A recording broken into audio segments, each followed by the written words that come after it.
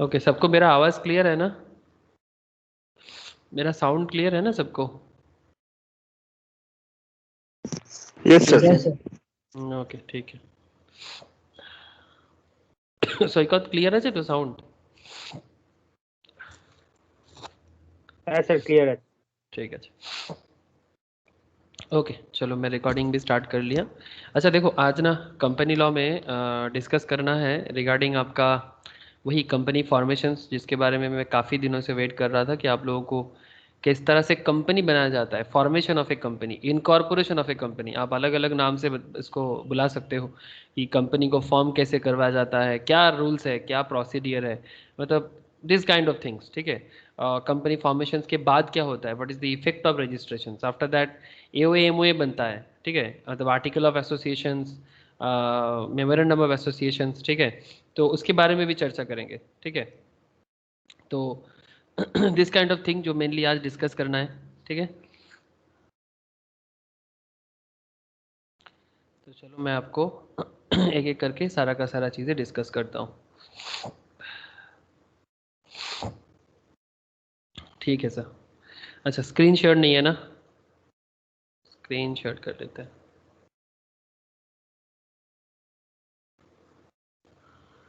Okay sir, screen share है ना? देखो तो एक बार, क्लियर है ना सबको? Yes, sir. Yes sir. Formation of a company, incorporation of a company. अच्छा, सबसे पहले तो आप लोगों को मैं एक चीज़ पूछूंगा, आप लोग बता पाओगे सर कि जो कंपनी बनाते हैं उसको क्या कहते हैं? जो कंपनी बिल्ड करते हैं उनको क्या कहते हैं? मतलब व्हाट आर कॉल्ड जो कंपनी बिल्ड करते हैं? Sir promoter. Founder.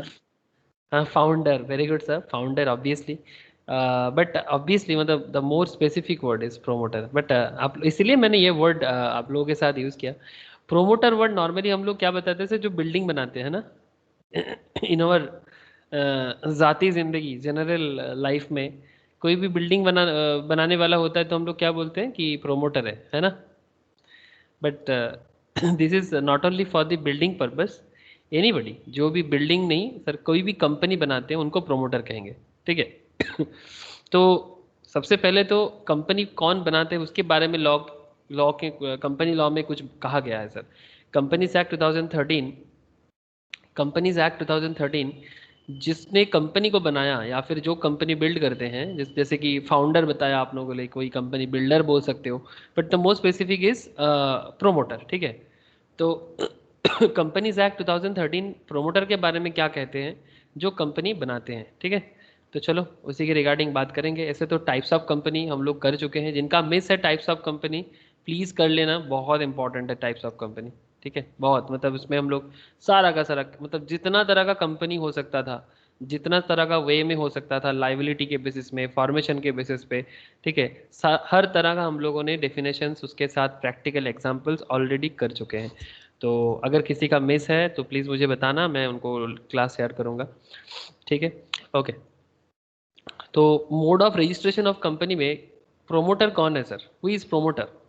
The companies Act 2013 defines the term promoter under section 2 subsection 69, under section 2 subsection 69। क्या सर सेक्शन याद रखना है? यस सर, सेक्शन याद रखना है। ठीक है, तो सेक्शन 2 सबसेक्शन 69, प्लीज सेक्शन को याद रखिए। प्रोमोटर के बारे में बोलते हैं। प्रोमोटर का मतलब कौन? प्रोमोटर का मतलब who has been named as such in prospectus. Prospectus मतलब बिजनेस का जो प्रॉस्पेक्टस है उसमें जिनका नाम लिखा हुआ है, और is identified by the company in the annual return referred to in section 92। Company के एनुअल रिटर्न में जिनके बारे में कहा गया है, आइडेंटिफाई किया गया है सेक्शन 92 में, ठीक है, वो भी प्रोमोटर है। Who has control over the affairs of the company, जिसका कंपनी के अफेयर्स के ऊपर कंट्रोलिंग है। अब मन में आप लोगों का सवाल आ ही सकता है कि सर जिसका बिजनेस है उसी को प्रोमोटर कहते हैं, इसके लिए इतना ज़्यादा नाटक करके 3 तरह का डेफिनेशंस बताने का क्या ज़रूरत था? सर ज़रूरत होता है किस लिए जानते हो? बिकॉज बहुत केस में क्या होता है ना, कोई प्रोमोटर होता है पर फिर भी बोलते नहीं I am not the promoter, जब कंपनी का कोई लीगल इश्यूज आता है ना वो इस तरह का बताता रहता है। तो इसलिए लॉ भी ना बहुत स्पेसिफिक बन रहा है। अब स्पेसिफिक नहीं बनेगा ना तो मुश्किल ही हो जाता है कि वो कहीं ना कहीं लू फॉल्स ढूंढता है और बंदा निकलने मतलब पतली गली निकालने का कोशिश करते हैं।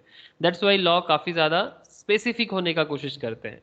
इसलिए किसको प्रोमोटर कहते हैं उसके बारे में भी लॉ चुप नहीं बैठा, वो भी अलग अलग लेवल पे बता दिया। तो पहला who has been named as such in a prospectus और identified by the company in the annual return referred to in section 92, okay. Second thing, who has control over the affairs of the company directly or indirectly, whether as a shareholder, director or otherwise, and in accordance with whose advice, जिसके कहने पर directions पर instructions पे board of directors बनते हैं। In accordance with those whose advice, directions or instruction, the board of directors of the company is accustomed to act। मतलब इन्हीं के कहने पर board of director भी अपना decisions वगैरह जो भी लेना होता है लेते हैं। तो in simple term we can say, बहुत ही सीधे तरीके से अगर हम लोग कहें कि कौन प्रोमोटर है, person who form the company. Obviously ये तो एकदम सिंपल तरीका है, person who form the company are known as promoter. It is they who conceive the idea of forming company, जिसको बिजनेस बनाने का एक्चुअली आइडिया आया था। They take all necessary steps for its registration, business को बनाने के लिए जो भी रजिस्ट्रेशन प्रोसीडियर है वो सारा का सारा इन्हीं लोगों ने किया है।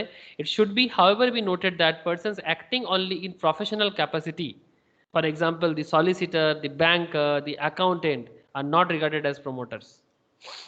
मैं आपको बता दूं आज के डेट में या फिर कभी भी आप लोग सब प्रोफेशनल बनने के लिए जा रहे हो सर, तो as a solicitor there may be a CA, chartered accountant का बहुत बड़ा रोल प्ले होता है कंपनी फॉर्मेशंस पे। मैं आपको बता दूं सीए का role play obviously one of the most important role in company creations. CS का रोल तो इग्नोर कर ही नहीं सकते, इनके बिना तो कंपनी बनेगा ही नहीं।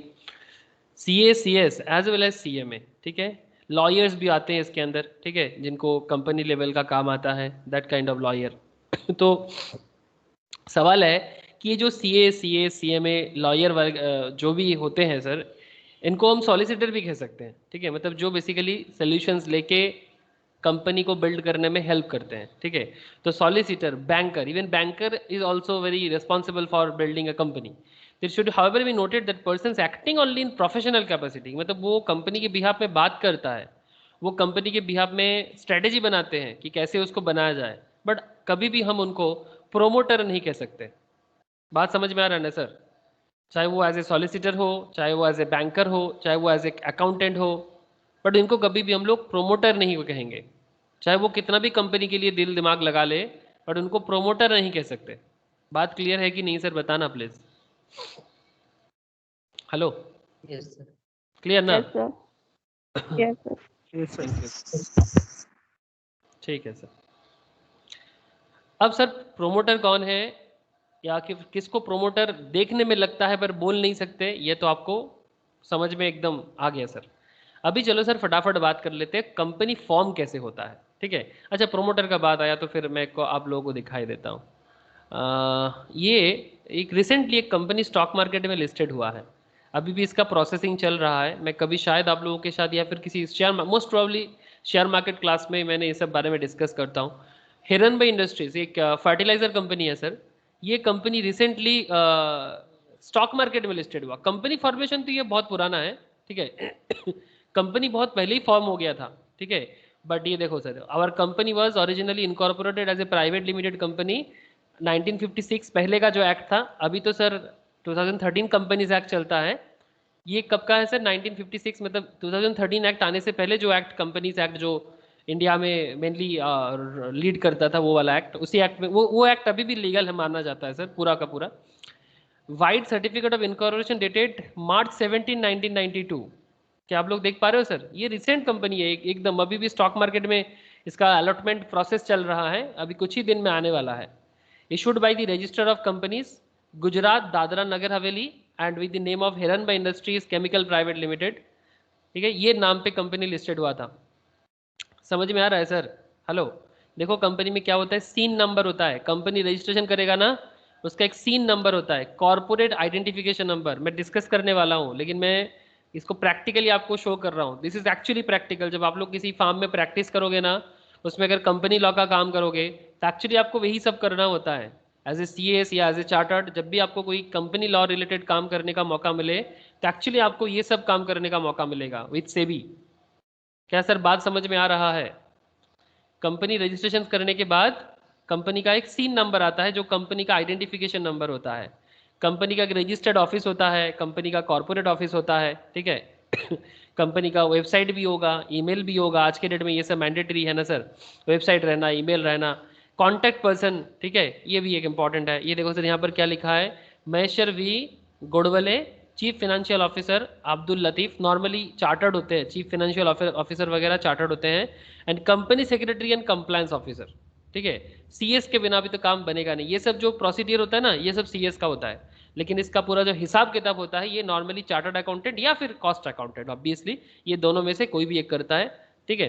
तो आई होप यू अंडरस्टैंड। अब प्रोमोटर की बात करें तो यहाँ पर क्या लिखा है सर, देखो तो प्रोमोटर के बारे में, सदाशिव कुमार शेट्टी एंड रघुराम कुमार शेट्टी। दिखा कि नहीं दिखा? हेलो, है ना? जब आप लोग रियल लाइफ में काम करोगे ना, आप लोग को एकदम अननोन नहीं लगेगा ये सब चीज़ें। मतलब this is very very very practical, जो एक्चुअली कॉर्पोरेट वर्ल्ड में अभी हो रहा है। ये देखो सर, मैं आपको अभी दिखाता हूँ। मैं जस्ट आपको लेके जाऊँगा गूगल में, ठीक है। गूगल में जाता हूँ, मैं आपको जस्ट लिखता हूँ कि IPO, ठीक है। एक्चुअली मैं जीरोधा से लेता हूँ तो मेरा अकाउंट ओपन ही रहता है। तो ये देखो सर, मैं आपके लिए IPO का लिस्ट, IPO मतलब इनिशियल पब्लिक ऑफर, IPO मतलब कंपनी फॉर्मेशन नहीं, हाँ प्लीज़ बात को समझिएगा।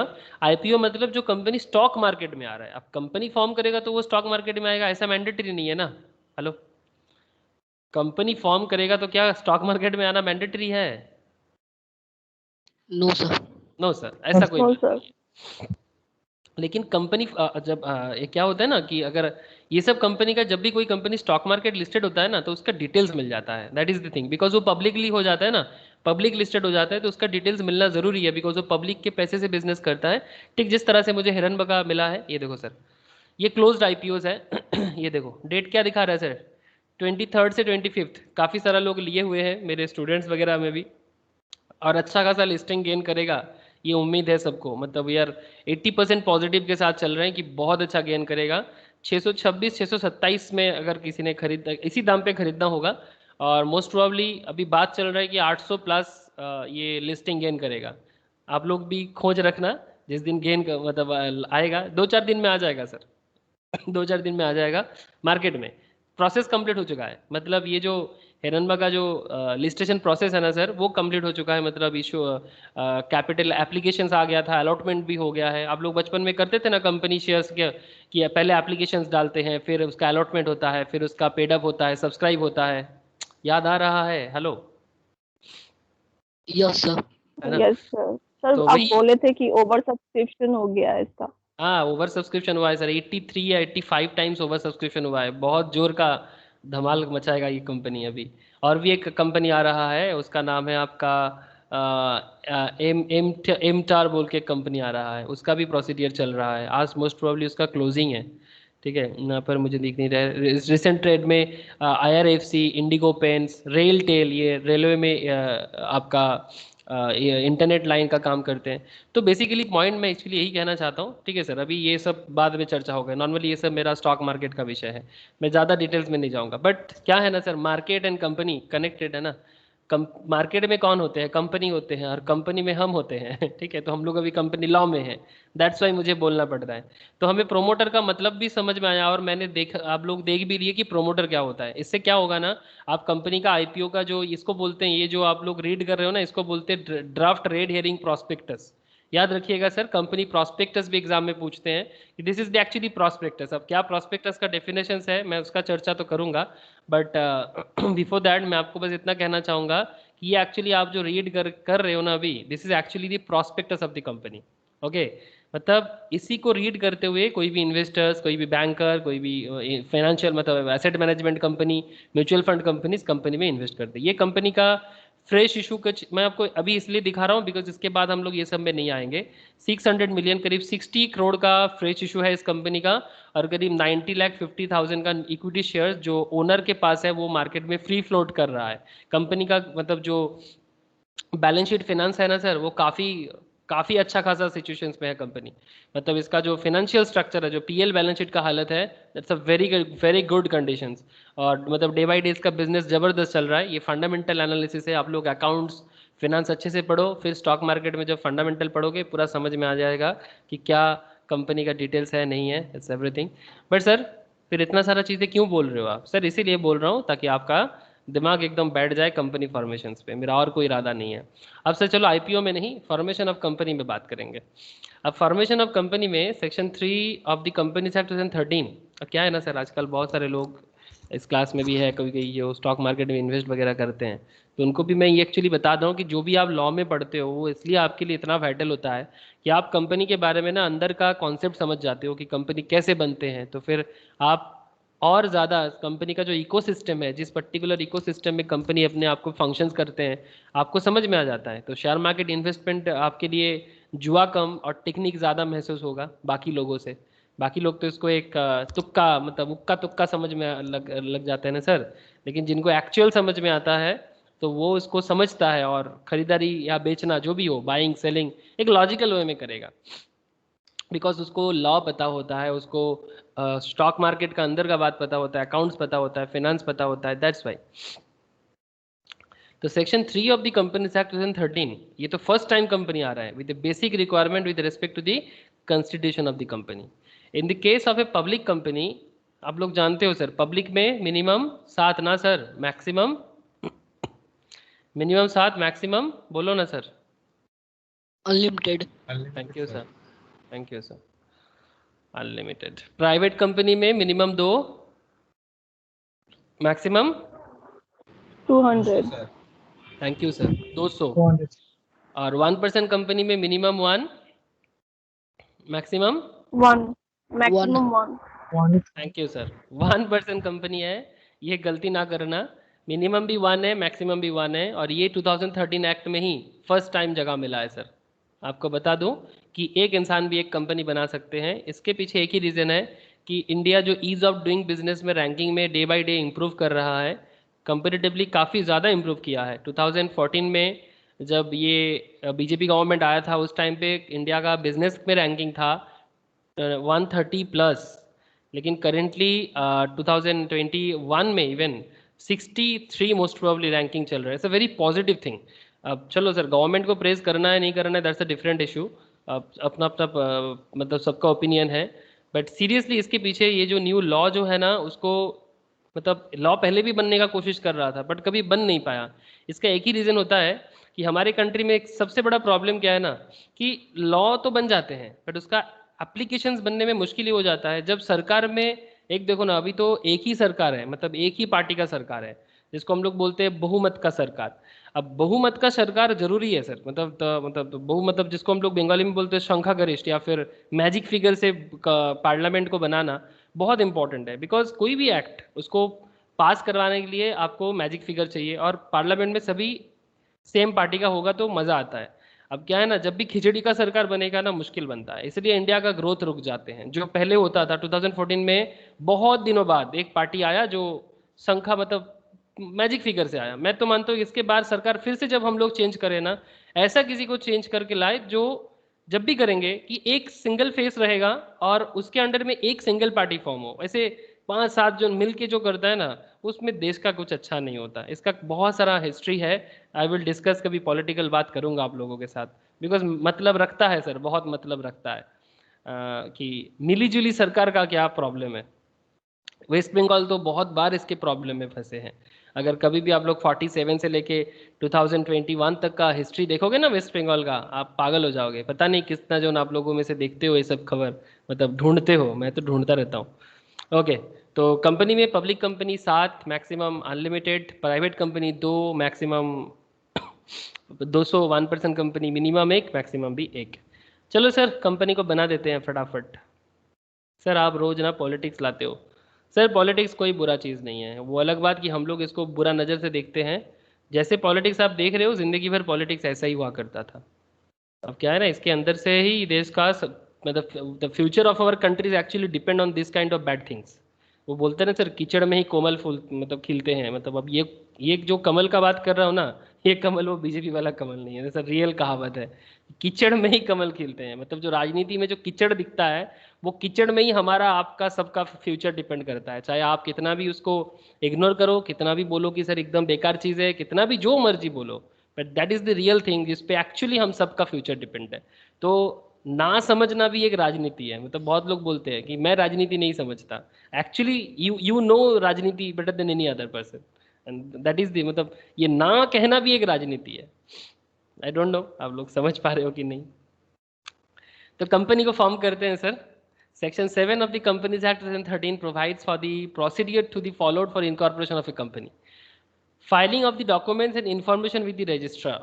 For the registrations of the company, following documents and informations are required to be filed with the registrar with whose jurisdiction the registration office of the company is proposed to be situated. The memorandum and articles, sir इसके बारे में तो चर्चा होगा। MOA and AOA. Memorandum and article of the company duly signed by all the subscriber to the memorandum. जो भी company का subscriber होते हैं उसको इसमें साइन करना होता है। मैं आपको दिखाता हूँ रियल MOA। कुछ दिखाई दे रहा है सर? MOA या NOA दिखाई दे रहा है सबको? हेलो, यस सर दिख रहा है। Yes sir. दिख रहा है ना? ये जो MOA है ये रियल लाइफ में ही है, कोई मेरा बना हुआ नहीं है sir. This is Reliance industries, देख पा रहे हो क्या? रिलायंस इंडस्ट्री का है। अगेन कंपनी सेक्रेटरी इस, अरे सर ये जो ड्राफ्टिंग होता है ना, ये सब drafting company secretaries and chief compliance officer करते हैं, आपको बता दो, ठीक है। हाँ, लेकिन अंदर का जो हिसाब किताब है सर, ठीक है, वो सब में CA एंड CMA का बहुत काम रहता है, बिकॉज वो हिसाब किताब में तो CA CMA बेस्ट है, लेकिन लीगल ड्राफ्टिंग में किस तरह से करना है वो सब में CS का ही काम होता है। आप लोग शायद समझ पा गए सर, ये CA CS और CMA में काम में फ़र्क कितना होता है, ठीक है। नॉलेज सबको कम बेसी इधर उधर है subject wise, but actual work का एरिया थोड़ा अलग हो जाता है, ठीक है। अच्छा, कंटेंट में देखो, एक कंपनी की MOA में क्या रहता है, सर्टिफिकेट्स, कंपनी बनेगा तो उसका सर्टिफिकेट रहेगा, है ना।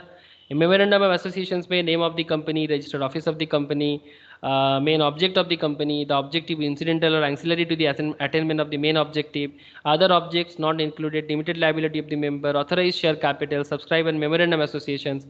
फिर आर्टिकल ऑफ एसोसिएशन आ जाता है सर। आर्टिकल ऑफ एसोसिएशंस में भी अगर आप देखो, इसमें बहुत सारे हैं, share capital, variation of rights, ठीक है।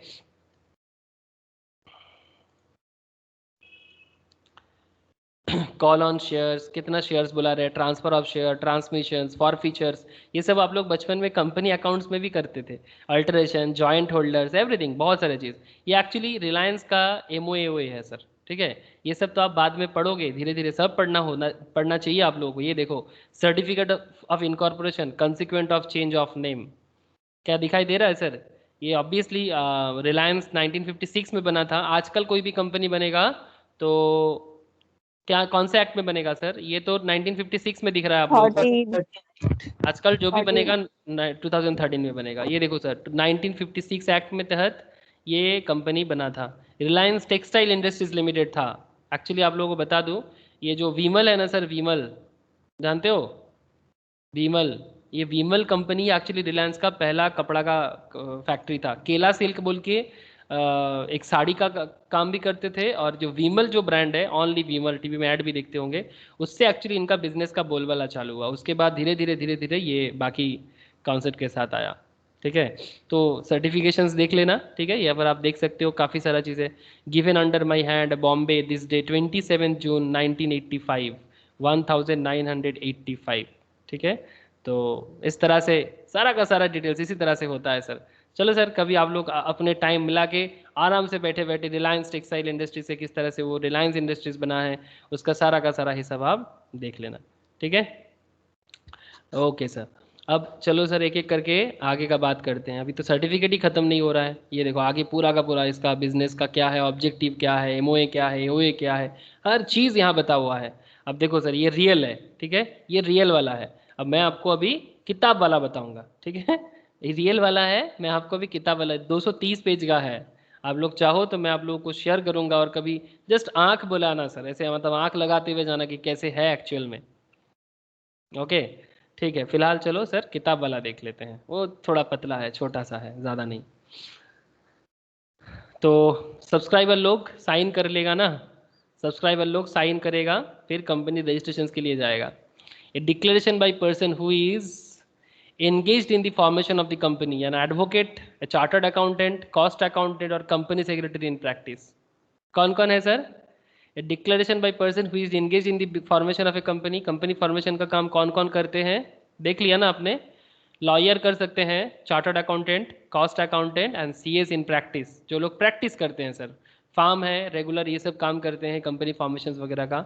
And by a person named in the article, जिसमें director, manager, secretary of the company, that all the requirement of this act and the rules made thereafter in respect of registration and matters precedent or incidental thereto have been compiled with. A declaration from each of the subscriber to the memorandum and from persons named as the first director if any in the article stating that जो भी director बनेगा he is not convicted of any offence. उनको कोई भी, आप समझ गए ना, किसी भी तरह का कन्विक्शंस का चार्जेस नहीं होना चाहिए, कोई ऑफेंस के साथ कनेक्शन नहीं होना चाहिए विद एनी प्रोमोशंस, मतलब इससे पहले कोई बिजनेस किया है उसमें कोई धोखाधड़ी किया है. सर रिसेंट ट्रेंड में ऐसा 2 बिजनेसमैन बहुत चर्चा में हैं, नाम बता सकते हो जो कन्विक्टेड हुआ है रिसेंट ट्रेंड में? प्रोमोटर है सर, बोलो. अभी तो एक बंदा बहुत खबर में है, उसको इंग्लैंड से, लंदन से इंडिया भेजा जा रहा है सर, तिहाड़ जेल में उनकी. Nirav Modi, thank you sir.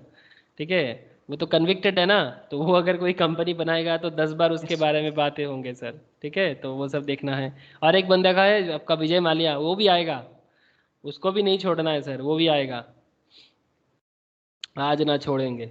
Exactly अब क्यों छोड़ना, मजाक है क्या देश की संपत्ति को लेके? विजय माल्या 35,000 करोड़ लेके भाग जाता है बस बिकॉज वो एक एमपी था. हाँ, मतलब आप किसी भी पार्टी के एमपी बन जाओगे और पैसा लूट के भाग जाओगे. 35,000 करोड़ कम होता है सर. किसका पैसा है? सरकार का पैसा. सरकार कौन? हम, आप. मतलब ऐसा थोड़ी ना चलता है. और भी बहुत कहानी है. Nirav Modi, Gitanjali gems and jewels 12,000-15,000 crore का क्या स्कैम किया है. चंदा कोचर जैसे, मतलब वुमेन एम्पावरमेंट के लिए, मतलब आजकल तो मतलब औरत लोग तो मतलब एक अलग ही लेवल में उनको रेस्पेक्ट मिलता है. जैसे Arundhati Bhattacharya state Bank of India में थे रिसेंटली. चंदा कोचर जो आईसीआईसीआई बैंक के सीईओ थे, उनको भी वो जेल में थे सर. बेल मिला है रिसेंटली कि हाँ इंडिया से बाहर नहीं जा सकता. 1200 करोड़ का लोन दिलवा दिया था आईसीआईसीआई बैंक से. उसके हस्बैंड है दीपक कोचर इन वीडियोकॉन. खबर है ये सब आप लोगों के पास? हेलो, अगर खबर नहीं है तो प्लीज़ अपडेशंस रखना. अगर है तो बहुत बढ़िया sir, thank you for that. अगर है तो किसको पता था ये सब खबर, बोलो. सर आप पहले से बताए थे. अच्छा, मैं ही बोला था. अब खुद भी कुछ रखा करो, मुझे भी न्यू इन्फॉर्मेशन देते जाओ, ताकि मैं भी बोलूँ कि हाँ मुझे पता चला मेरे ही स्टूडेंट से, मैं और ज़्यादा प्राउड फील करूँगा. ओके सर, ठीक है. तो he is not convicted of any offence in connection with the promotion formation. He has not been found guilty of any fraud or misfeasance of any breach of duty any company under this act or any previous company law for the last 5 years, and that all the documents filed with the register for registration of the company contain information that is correct and complete and true to the best of his knowledge and belief. एकदम सही सुथरा सब कुछ होना चाहिए sir, तभी जाके आप फर्स्ट डायरेक्टर चूज कर सकते हो. The address correspondence till it's registered office is established, the particulars names including surname, family name, residential address, nationality of every subscriber to the memorandum along with the proof of identity, everything is needed sir. जिस तरह से होता है sir form fill up, एकदम वही वाला. The particulars name including surname such as the particulars of the interest of the person mentioned in these articles as the first director of the company in other firms or body corporate along with their consent to act as the director of the company in such form and manner as may be prescribed. अगर पहले किसी company में वो थे मतलब as a director, तो उनका भी डिटेल्स वगैरह सब कुछ चाहिए होता है. Issue of certificate of incorporation और रजिस्ट्रेशन, सेकेंड पॉइंट में आ जाएगा आपका issue of certificate of incorporation. सभी मैं आप लोगों को रिलायंस का सर्टिफिकेट ऑफ इनकॉर्पोरेशन शो कर रहा था ना sir. The register on the basis of document and information filed shall register all the documents and information in the register and issue a certificate of incorporation in the prescribed form to the effect the proposed company incorporated under this act. फिर मैंने आप लोगों को scene number बताया, allotment of corporate identification identity number. जैसे यहाँ पर आपको मैं हिरनबर्ग भी दिखाया था. हेलो, दिख रहा है आपको? हर कंपनी का सीन नंबर मिलेगा सर. Yes sir. ठीक है। तो कैसे कैसे एक एक के बाद एक प्रोसेस, एक सिस्टम है, सिस्टमेटिक वे में ही चलना पड़ता है, ठीक है। तो पहले आपको सारा का सारा डिटेल्स जमा करना है, फिर आपको इशू ऑफ, मतलब याद रखने वाला कोई चीज़ ही नहीं है, मतलब ये कॉमन सेंस में भी आप फॉर्म कर सकते हो, बस थोड़ा सा जो भी मतलब लीगल टर्म है उसको थोड़ा याद रखना होगा। Issue of certificate of incorporation, registration, allotment of corporate identification number, फिर maintenance of copies of all documents and information, जो भी डॉक्यूमेंट्स आपने जमा किया उसका सारा का सारा आपको मेंटेन भी करना होगा। फिर फिफ्थ पॉइंट में आएगा sir furnishing false or incorrect information और suspension of material fact at the time of incorporation. अगर इनकॉर्पोरेशन के टाइम पे अगर किसी ने भी अपनी कंपनी के बारे में कोई भी मटेरियल फैक्ट, मतलब मटेरियल का मतलब होता है sir valuable, okay, valuable fact अगर कोई भी मिस करता है, वैल्यूएबल फैक्ट अगर कोई भी नहीं देता है, तो फिर उसके रिगार्डिंग एक्शन लिया जाएगा। If any person furnishes any false or incorrect particulars of any information or suppress any material information of which he is aware in any of the documents filed with the register in relation to the registration of the company, he shall be liable for action of fraud. Section 477 में उनको fraud का charge लगेगा companies act में ही, और fraud के charge लगने से आप समझ सकते हो ना सज़ा बहुत जोर का है। मैं सज़ा के बारे में भी आपको बताऊंगा, ठीक है। सभी चीज़ का सज़ा आजकल बहुत जोर का है, जेल होता है, फाइन होता है, ठीक है, जबरदस्त सजा है आजकल। पहले का 1956 एक्ट और 2013 कंपनीज एक्ट में फ़र्क क्या है कि 1956 एक्ट में ना ये सज़ा वगैरह ना था, बट वो पहले के हिसाब से था, उसको चेंज किया गया 2013 में। Company already incorporated by furnishing any false और इनकरेक्ट इन्फॉर्मेशन और representation by suppressing any material fact that is post incorporation, मतलब इनकॉर्पोरेशन के बाद भी अगर आप फिर भी अगर आप कोई चेंजेस अगर है तो फिर नहीं बता रहे हो तो उसका भी बहुत जोर का सजा होगा, समझ रहे हो ना। Already incorporated by furnishing any false और इनकरेक्ट इन्फॉर्मेशन और रिप्रेजेंटेशन और by suppressing any material fact that is post incorporation, that at any time after the incorporation it is proved that the company has been got incorporated by furnishing any false or incorrect information, मतलब कोई गलत information के through से आपने अपनी company को incorporate किया तो वो भी आपको फ्रॉड का सजा मिलेगा। समझ में आ रहा है सर? किसको? प्रोमोटर को।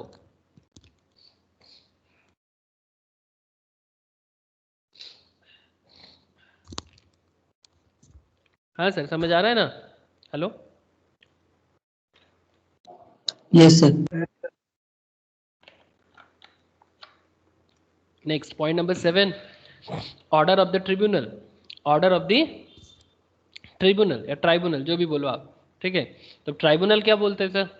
Where a company has been got incorporated, जहां पर कंपनी इनकॉर्पोरेट हुआ बाय फर्निशिंग फॉल्स और इनकरेक्ट इन्फॉर्मेशन और रिप्रेजेंटेशंस और सप्रेसिंग एनी मटेरियल फैक्ट, मतलब वैल्यूएबल कोई इन्फॉर्मेशन अगर कंपनी छुपाते हैं, ठीक है, तो फिर in any documents or declaration filed or made in corporation such company or by fraudulent actions, the tribunal may on an application made to it on being satisfied that the situation so warrants pass such orders as it may think fit for regulations of the management of the company, including change in any, if any, in this memorandum of articles if public interest or in interest of the company and its members and creditors. एक second,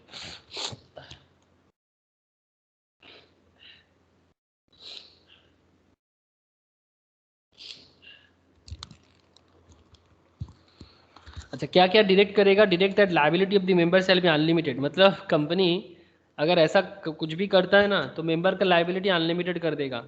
sir आप लोग समझ गए ना? अगर member का liability unlimited करेगा तो उसका असर क्या जोर होगा? बोलो तो। मेंबर का लायबिलिटी अनलिमिटेड का मतलब समझते हो ना आप लोग? Yes sir, personal property attach करा जाएगा। Exactly sir, personal property attach कर देगा। वेरी डेंजरस थिंग है ना, मेंबर्स के लिए बहुत खतरनाक चीज़ है कि पर्सनल प्रॉपर्टी अटैच हो जाएगा उसमें। और पर्सनल प्रॉपर्टी अटैच हो जाने से अगर कंपनी का कुछ भी लायबिलिटी रहेगा तो उसको मेंबर के लायबिलिटी से ही चुकता करना पड़ेगा। तो कोई भी कंपनी का मेंबर बनने से पहले, सब्सक्रिप्शन लेने से पहले आपको 10 बार कंपनी का डिटेल समझना चाहिए, तभी जाके आप कंपनी के ओनरशिप में सब्सक्रिप्शन करना चाहिए। Direct removal of the name of the company from the register, ROC से ही नाम अलग कर देगा। कोई भी फ्रॉड इन्फॉर्मेशन का, एक्चुअली कोलकाता में इस तरह का काम बहुत होता है, मैं आपको बता के रखूँ। कोलकाता जाली कंपनी बनाने का ना कैपिटल बन गया है, आप लोगों को बता के रखूँ, seriously I am not joking. बहुत सारा, मतलब इसको हम लोग बोलते हैं मतलब कंपनी है ही नहीं एक्चुअली, मतलब जो कंपनी है ही नहीं बट कंपनी बना हुआ है वो सिर्फ ब्लैक को वाइट करने के पीछे, ठीक है, बताऊंगा इसके बारे में, बताऊंगा, ये भी आप लोगों का चैप्टर है, डिस्कशंस का विषय है, डिस्कस करूंगा।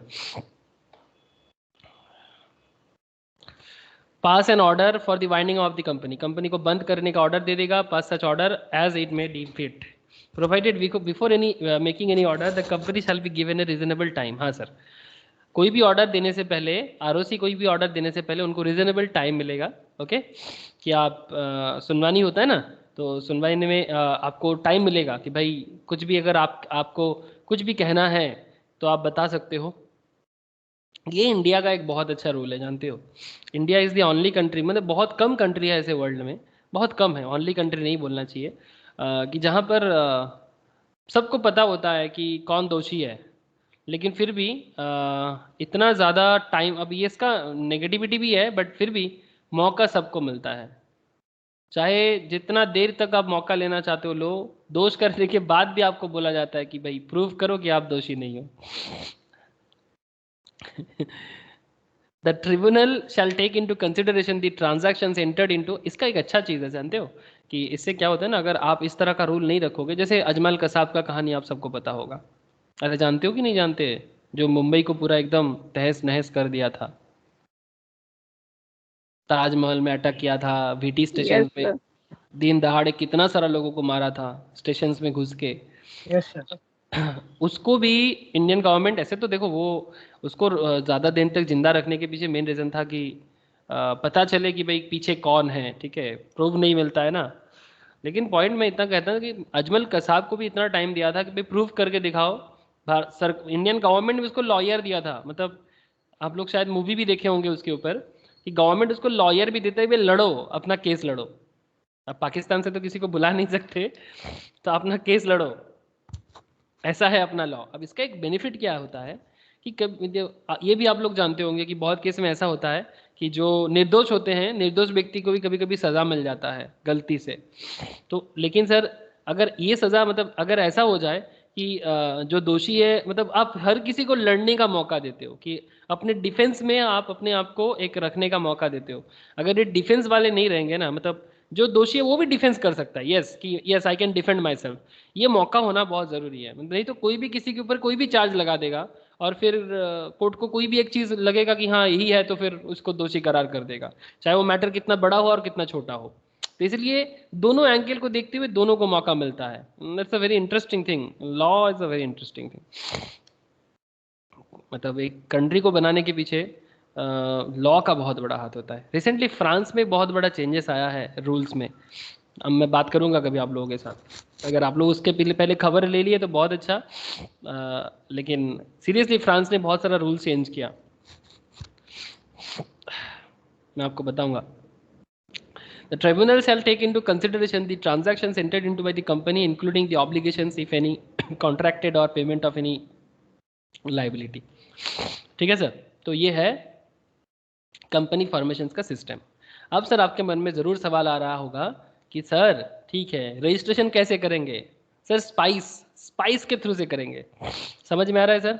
Spice, simplified proforma for incorporating company electronically, आजकल एक चल रहा है स्पाइस प्लस,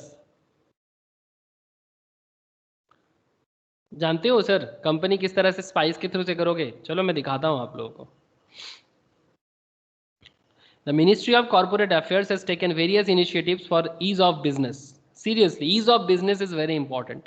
बिजनेस होगा तभी जाके एम्प्लॉयमेंट क्रिएट होगा, तभी जाके ये भारत जैसा इतना बड़ा देश में, the big country, population wise, size wise world में 7, पॉपुलेशन वाइज वर्ल्ड में 2nd, बहुत जल्दी नंबर 1 भी बन जाएंगे पॉपुलेशन वाइज। अब इतना बड़े कंट्री में अब इग्नोर नहीं कर सकते, कोई कोई कभी कभी मैं सुनता हूँ गुस्से के मारे बोलते हैं कि उड़ा दो बॉम्ब मार के। भाई किसको उड़ाओगे? उड़ोगे तो तुम भी उड़ सकते हो, मैं भी उड़ सकता हूँ। अब देखो सर, कंट्री का अच्छा बुरा भला सब लेके ही कंट्री है। जैसे एक जगह में अमिताभ बच्चन साहब बहुत एक अच्छा बात करता है, मुझे बहुत अच्छा लगता है कि भाई नेगेटिव वे में सोचोगे तो अपना पॉपुलेशन हमेशा एक नेगेटिव वे में ही आपको तंग करता है कि भाई इतना भीड़, बाप रे बाप। लेकिन एक चीज़ कभी हम लोग पॉजिटिव वे में भी सोच सकते हैं कि अगर 130 करोड़ का पॉपुलेशन है तो 130 करोड़ दिमाग भी तो है, नहीं है क्या? मतलब 130 करोड़ दिमाग भी तो दुनिया में बहुत कुछ कर सकता है। ऐसा दुनिया में कितना कंट्री के पास है? चाइना के पास है, और चाइना उसका बहुत जोर शोर से उसका फायदा उठा रहा है रिसेंटर की, तो इंडिया भी उठा सकता है, नहीं उठा सकता क्या सर? Hello, yes sir. हम लोग भीड़ से डरते हैं, ठीक है, भीड़ सीरियसली बहुत ज़्यादा भीड़ क्वालिटी को डिटोरिएट करता है, बट अगर थोड़ा इसी को मैनेज कर दिया जाए ना, अपने इंडिया में एक प्रॉब्लम है, मुझे जैसा फील होता है कि डेवलपमेंट एक जगह में बहुत ज़्यादा नहीं हो जाता। आप मेरा बात समझ पा रहे हो? मतलब डिस्ट्रीब्यूशन ऑफ रिसोर्सेस अलग अलग होना चाहिए। मतलब मैं इतना कहना चाहता हूँ कि ऐसा क्यों कि एक पूरा बड़ा स्टेट में सिर्फ कुछ शहर में ही सारा का सारा एजुकेशनल फैसिलिटीज़, सारा का सारा इंडस्ट्रियल फैसिलिटीज़, सारा का सारा जॉब का फैसिलिटीज़, तो फिर जैसे मानो कि कलकत्ता आपको दिख रहा होगा, ठीक है, अब पूरा का पूरा बंगाल का डेवलपमेंट सिर्फ कोलकाता में होगा और इतना बड़ा बंगाल में कहीं कुछ नहीं होगा, तो क्या होता है ना, कोलकाता में भीड़ बहुत ज़रूरत से ज़्यादा बढ़ते हैं तो क्वालिटी ऑफ लाइफ डिटोरिएट करता है। अगर यही चीज़ कुछ चीज़ें दुर्गापुर में बन जाए, कुछ चीज़ें मिदनापुर में बन जाए, कुछ चीज़ें खड़गपुर में बन जाए, कुछ चीज़ें बहरमपुर में बन जाए, मज़ा आ जाए ना। क्या मैं सही बोल रहा हूँ सर? ऐसा क्यों कि हर चीज़ Yes, city sir. Capital city में ही बने? हर सिटी का एक स्पेशलिटी क्यों नहीं होता? मतलब कोलकाता भी किस चीज़ के लिए जाना जाएगा, बरहमपुर कुछ के लिए जाना जाएगा, दुर्गापुर किसी चीज़ के लिए जाना जाएगा। दुर्गापुर थोड़ा बहुत कोशिश किया था, बट ऐसा कुछ नहीं है फिलहाल। बात पूरा का पूरा कंसंट्रेशन कोलकाता में है, जो भी करना चाहो, मतलब प्रॉब्लम यही है। मतलब आपको डिस्ट्रीब्यूशन ऑफ मैनेजमेंट भी करना चाहिए, तो जाके ना ये प्रॉब्लम जो दिखता है ना, सब भीड़ एक जगह में, ये नहीं होगा सर, ठीक है। जैसे रिसेंटली अगर आप इंडिया में भी जो भी जगह देखो, प्रॉब्लम यही है। मुझे लगता है इसके बारे में सोचना चाहिए हम सबको, इवन गवर्नमेंट को भी, कि वो इसको थोड़ा सा ईज करे तो हर जगह में डेवलपमेंट बने, इंडिया के कोर कोर पार्ट में डेवलपमेंट पहुंच जाए। चलो सर, वो अर्बन प्लानिंग का बात हो गया, फिर कभी बात करेंगे। ओके, तो जिस पॉइंट पे चर्चा चल रहा है दैट इज स्पाइस। आपको कंपनी बनाना है स्पाइस के थ्रू से, ठीक है। अब ये स्पाइस के थ्रू से कंपनी कैसे बनाओगे, ठीक है, चलो देख लेते हैं। सर आप लोगों को कुछ दिख रहा है? Ministry of corporate affairs, ministry of corporate affairs का साइट दिखाई दे रहा है सबको? Yes, sir. देखो सर, मैं आपको दिखाता हूँ कि अगर आपको कंपनी फॉर्म करना है और स्पाइस के थ्रू से करना है, मतलब सिंप्लीफाइड प्रोफार्मा ऑफ इनकॉर्पोरेशन, ये देखो सर, एमसीए का सर्विस देखो, ये मिनिस्ट्री ऑफ कॉर्पोरेट अफेयर्स के साइट के थ्रू से ही सब कुछ होता है। क्या आपको दिख रहा है कंपनी सर्विस? मेरा ब्लिंक ये ब्लिंक कर रहा है ना? देखो sir, ministry of company service, check company name, find CIN number, दिख रहा है क्या?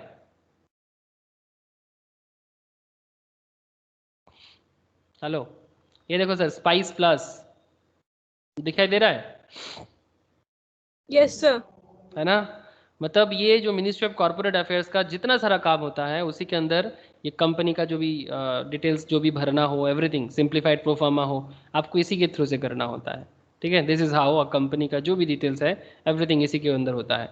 एक्चुअली ये अबाउट एमसीए में अगर रूल एक्ट एंड रूल्स में जाओगे तो आपको समझ में आ जाएगा, जितना सारा लॉ एक्चुअली आप लोग पढ़ाई करते हो वो सारा का सारा रूल्स देखो आपको यहीं पर मिल जाएगा।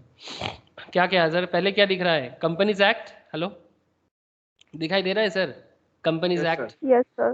ये एक लॉ है सर, ये भी पढ़ाऊंगा आप लोगों को मैं। LLP act, limited liability partnership act, इन लोगों का है, उन लोगों को पढ़ाऊंगा। Insolvency and bankruptcy code, competition act, partnership act, chartered accountants act 1949, cost and working accountants act 1959, यहाँ पर डेट नहीं आया, मतलब एक्चुअली ये सीएमए वालों का, ये सीए का। Company secretaries 1980, society registration 1860, companies donation to national fund act 1958, और भी है, ठीक है। तो these are the main work जो एक्चुअली एमसीए के थ्रू से ही आपको करना होता है, ठीक है। तो इसके सर्विस में जाओ तो आपको सारा का सारा डीएससी डिजिटल सिग्नेचर का, डीन का, मास्टर डेटा, एलएलपी सर्विस, ई फाइलिंग, जो करना है इसी के थ्रू से होता है। समझ में आ रहा है ना सर? अब आगे आगे जब आप लोगों को इंस्टीट्यूट में ही मिलेगा, रिटर्न फाइलिंग वगैरह सीखोगे ना, तो आपको और मज़ेदार ये सब सीखने को मिल जाएगा। फिलहाल इंस्टीट्यूट ही सिखाएगा, डोंट वरी। इंस्टीट्यूट का जो आईटी कोर्सेज है, तीनों इंस्टीट्यूट का, आई सी एस सीएमए का, तीनों इंस्टीट्यूट ही सिखाते हैं। जिन लोग दोनों दोनों कोर्स करते हो, दोनों दोनों जगह से मिलेगा। मज़ा है कि तब आप लोगों को एकदम, और जब भी आप कोई फार्म में काम करोगे ना तो वहाँ से तो आपको मिलेगा ही मिलेगा, ये सब चीज़ें सीखने को ही मिलता है एक्चुअली। एक कोशिश करो ना, नॉलेज इतना रखना ताकि अच्छा फार्म में एंट्री ले सको जहाँ पर आपको वैराइटीज ऑफ काम सीखने का मौका मिले। इतना इसी हिसाब से अपना प्लानिंग को बनाओ और अभी तो मैं आपको शो कर रहा हूँ, बाद में मैं आपको इसका प्रैक्टिकल यूज भी कोशिश करूंगा एक एक करके शो करने का, वो भी मेरा प्लानिंग है। अभी तो मैं क्लास में फिर भी कोशिश करता हूँ कि देख लो कि कहाँ क्या होता है, ऐसा नहीं कि बस किताब में है तो बस इतना ही पढ़ो। दिखाई दिया ना सर? स्पाइस प्लस में जाके कैसे आप एक एक करके डिटेल्स भर सकते हो और फिर आपका कंपनी रजिस्ट्रेशन का जो भी डॉक्यूमेंट्स इतना देर से जो 5-7 स्टेप्स में हम लोगों ने देखा वो सिस्टम आप कंप्लीट कर सकते हो। हेलो, समझ में आ रहा है या नहीं? Yes sir. Effect of registration में अगर मैं बात करूं कि चलो सर रजिस्ट्रेशन हो जाए, उसके बाद क्या करना है? रजिस्ट्रेशन हो जाने के बाद आपको उसका इफेक्ट भी देखना है। तो सेक्शन 9 ऑफ दी, याद रखिएगा, हाँ, section 9 of the Companies Act 2013 provides for the effect of registration of a company. According to section 9, from the date of incorporation mentioned in the certificate of incorporations, the subscriber to the memorandum and all other persons who may form time to time become members of the company shall be a body corporated by the name contained in the memorandum. Such a registered company shall be capable of exercising all the functions of an incorporated company under this act and having perpetual succession. हाँ sir, company का perpetual succession होता है मतलब बता दो sir, ये मैंने आपको पहले ही बता के रखा। कंपनी का परपिचुअल सक्सेशन का मतलब Sir, shareholders Molo company will continue to exist. Exactly sir, company का प्रोमोटर मर जाए, कंपनी कोई भी चले जाए, उसका वो कंपनी से हट जाए, बट कंपनी हमेशा चलता जाता है। मेन में गो, मेन में काम, but company always goes on. तो ये जो सिस्टम है ना कंपनी का, कंपनी कभी मरता नहीं है अनटिल और अनलेस इसका बिजनेस ठप ना हो जाए। बेसिक कहा का मतलब कॉन्सेप्ट है, जब तक बिजनेस में वाइंडिंग अप सिचुएशंस ना आ जाए कंपनी कभी बंद नहीं होता, कंपनी हमेशा चलेगा। इसी कॉन्सेप्ट में ही बिजनेस को बनाया जाता है, गोइंग कंसर्न, एग्जैक्टली। और इसको लॉ की भाषा में बोलते हैं sir perpetual succession. Accounting language में हम लोग इसको बोलते हैं ना सर गोइंग कंसर्न, है ना? बिकॉज हमेशा पॉजिटिव माइंड सेटअप के साथ ही बिजनेस चलता है, बिजनेस कभी भी नेगेटिव माइंड सेटअप के साथ नहीं चलता। प्रॉब्लम होने पे बिजनेस पे नेगेटिव कॉन्सेप्ट आप थोड़ा सा डिफेंसिव खेल सकते हो कि ठीक है मार्केट में थोड़ा खराब हालत है, अभी इतना ज़्यादा इन्वेस्ट नहीं करेंगे, that's a different issue. But कभी भी ऐसा सोच के साथ नहीं भाई अगर मेरा बिजनेस बंद हो जाए तो क्या होगा, ये माइंड सेटअप के साथ कभी भी बिजनेस नहीं होता। Okay, sir. From the date of incorporation mentioned in the certificate, the company becomes a legal person separate from the incorporators. Point to be noted. जिस दिन कंपनी इनकॉर्पोरेट होता है, जैसे कि आपने रिलायंस का देखा, मैंने आप लोगों को रिलायंस का दिखाया ना सर, कहाँ गया ये देखो, ये है ना रिलायंस का। जिस दिन कंपनी को इनकॉर्पोरेशन मिला रिलायंस को, from that date fresh certificate of incorporation, इसी दिन से रिलायंस क्या हो गया, बोलो सर? इसी दिन से रिलायंस हो गया ना separate legal entity, Yes, sir. है ना? तो from the date of incorporation mention in the certificate the company becomes a legal person separate from the incorporators and there comes into existence a binding contract between the company and its member as a evidence by the memorandum and article of association. Harinagar sugar mills limited versus S Jhunjhunwala, ये जो case आज आप पढ़ते हो ना, ये company एक बार incorporate होने के बाद company becomes a legal person and separate होता है अपने इनकॉर्पोरेटर से, and there comes into existence the binding contract between the company and its member as a evidence of the memorandum and article of associations. ये case actually हुआ था Harinagar sugar mills limited versus S Jhunjhunwala के case में। इसी में prove किया गया था इट हैज परपिचुअल एग्जिस्टेंस, किसका? कंपनी का, until it is dissolve by liquidation. जब तक ये लिक्विडेट नहीं हो जाता, जब तक ये वाइंडिंग अप नहीं हो जाता, struck out of the register, जब तक लिक्विडेट नहीं हो जाता, स्ट्रक नहीं हो जाता, तब तक ये कंपनी चलेगा। ये shareholder who buy share, जो भी कंपनी का शेयर खरीदेगा, does not buy any interest in the property of the company.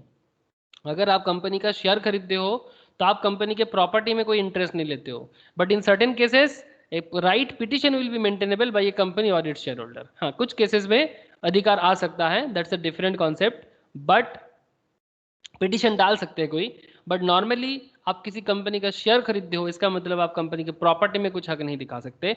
Company के बिजनेस में जो प्रॉफिट होता है, प्रॉफिट का हक आपको मिलेगा, बट कंपनी के प्रॉपर्टी में आपको हक नहीं मिलेगा।